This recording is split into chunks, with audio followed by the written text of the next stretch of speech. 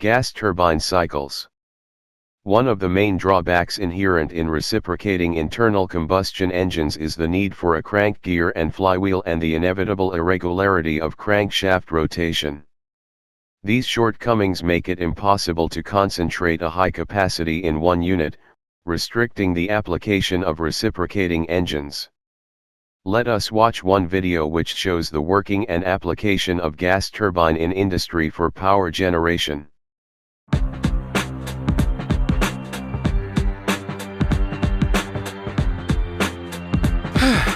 Air. A lot of gaseous molecules floating all around us. It's great for breathing, and it turns out it's great for getting lights turned on. That's because air, along with abundant natural gas or other fuels, are the ingredients that combine in a gas turbine to spin the generator that produces electric current.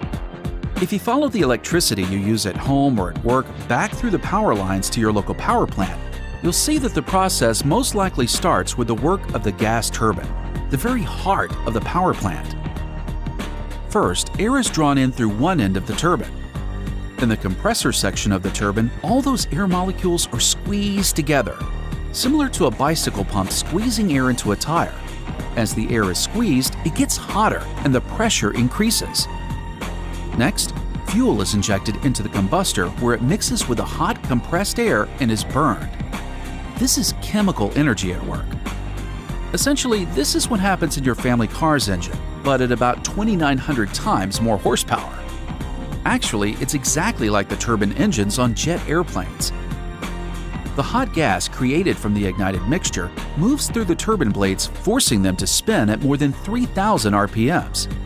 Chemical energy has now been converted into mechanical energy. The turbine then captures energy from the expanding gas, which causes the drive shaft, which is connected to the generator, to rotate. That generator has a large magnet surrounded by coils of copper wire. When that magnet gets rotating fast, it creates a powerful magnetic field that lines up electrons around the coils and causes them to move. The rotating mechanical energy has now been converted into electrical energy, because the movement of electrons through a wire is electricity. In what's called a combined cycle power plant, the gas turbine can be used in combination with a steam turbine to generate 50% more power.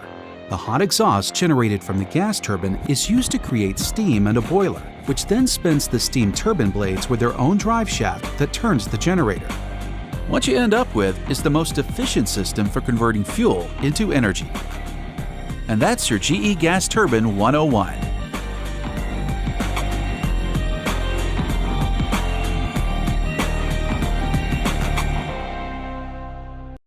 Major application of gas turbines are jet engines, turboprop engines, aeroderivative gas turbines, industrial gas turbines for power generation, turboshaft engines, rocket engines.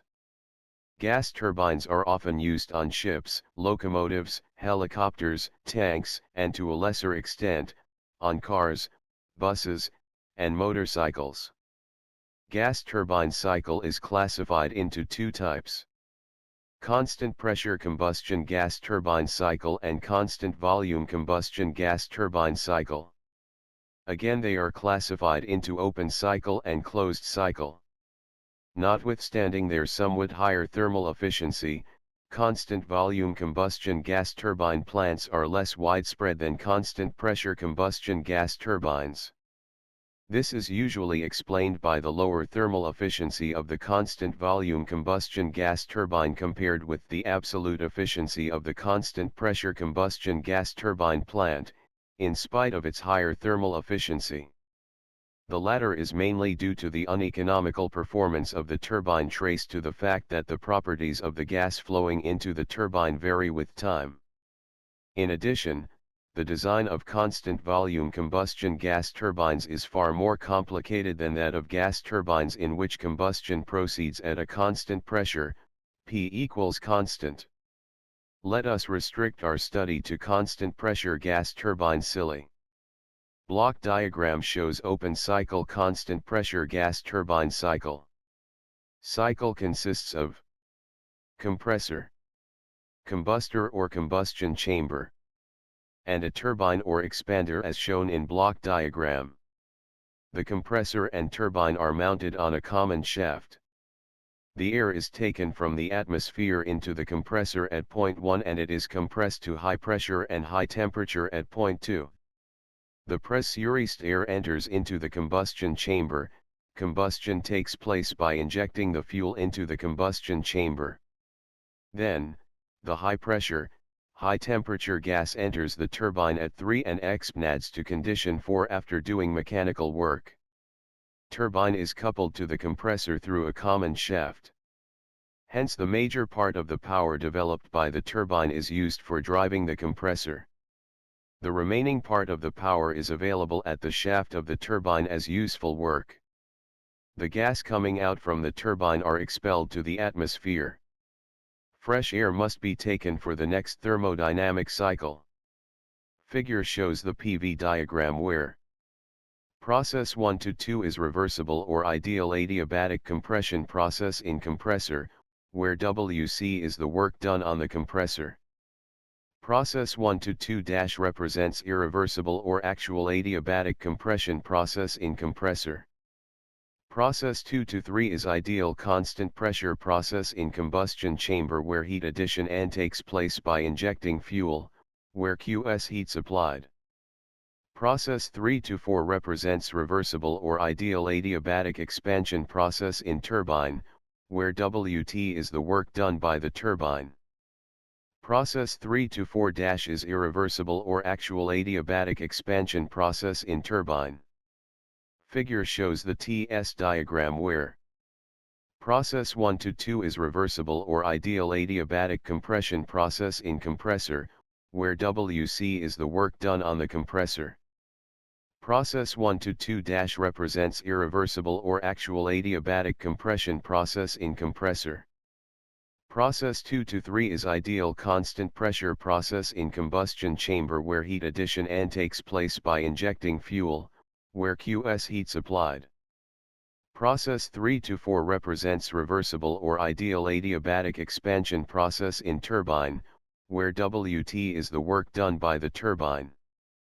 Process 3 to 4 is irreversible or actual adiabatic expansion process in turbine. Consider 1 kg of mass. Work input in compressor is given by WC equal to CPT2 minus T1.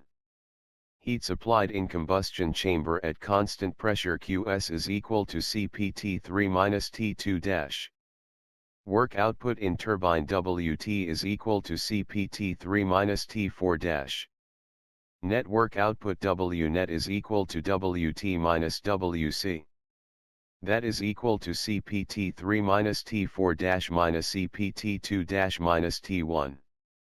Thermal efficiency is given by the ratio of net work done to the heat supplied, an important expression to remember. That is W net divided by QS. Let us study two important parameters, that is compressor efficiency and turbine efficiency. Compressor efficiency is defined as the ratio of ideal compression work to the actual work. State 2 represent for ideal and state 2 represent for actual. Similarly, turbine efficiency is defined as the ratio of actual turbine work to the ideal turbine work. Expression for work and heat can be easily remembered by taking the difference of high temperature minus low temperature.